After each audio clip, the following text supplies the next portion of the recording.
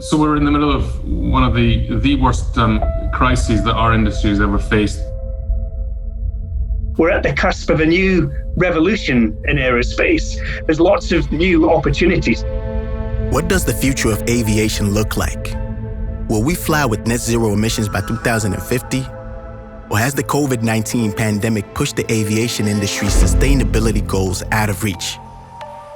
The aerospace industry has been truly innovative. I mean, over the last 100 years, there's a focus on weight, there's a focus on the propulsion innovation, there's a focus on the aerodynamics and the configuration.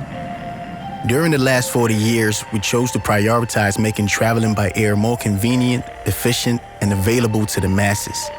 But by the end of the 2010s, we saw a shift in consciousness toward a new guiding principle: achieving net zero. For the aviation industry to retain its license to operate, air travel needs to reach a state of zero greenhouse gas emissions.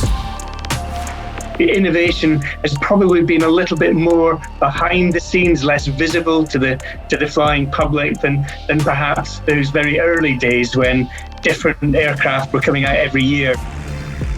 Huge industry players such as Airbus, Boeing, and NASA are exploring sustainable propulsion technology, fueling aircraft with renewable energy sources such as solar and wind power. Another way to cut emissions is to make planes lighter. There are also revolutionary ideas on the drawing board for intelligent, shape-shifting aircraft that know how to morph in flight to suit flying conditions. Groundbreaking technologies are much needed, as in the 2010s, flying grew to become more popular than ever. By 2019, the number of passengers reached a staggering 4.6 billion, with the number expected to double by 2037. But then, the skies went silent. In early 2020, COVID-19 halted the aviation industry. 2020 marked the worst downturn for aviation in its entire history. Global passenger traffic was reduced to levels last seen in 1999.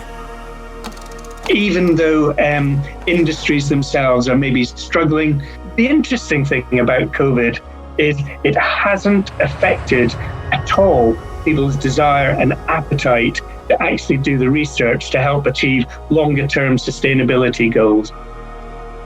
In 2020, Airbus revealed 3 concepts for the world's first zero-emission commercial aircraft, which could enter service by 2035.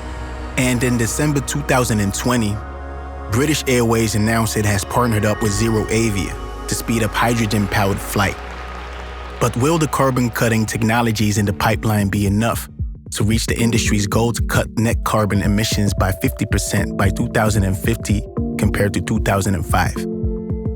The impact of SAF on our future in aviation is absolutely huge. The reason being that just because of the laws of gravity, we won't by that point be in a position where zero emissions aircraft, battery or hydrogen powered aircraft are able to fly long distances.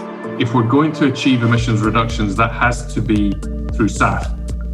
One of the companies developing new production technologies for sustainable aviation fuel is Neste, the world's leading producer of sustainable aviation fuel produced from waste and residue raw materials. Already with the technologies and raw materials that we have available today, we have the potential to substitute up to 10% of global jet fuel use with sustainable aviation fuels.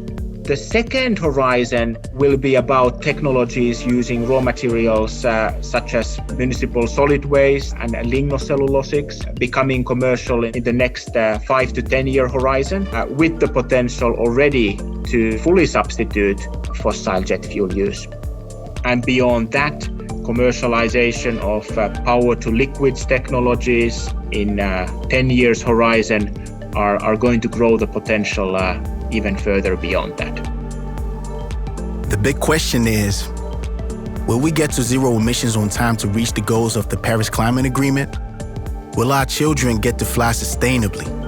But to me, if there's a personal driver, it's achieving that balance for my children, for everybody's children, for the future generations. I think it's possible. I've seen that it's possible. We just need to really push the agenda ahead in the coming decade in order to get there.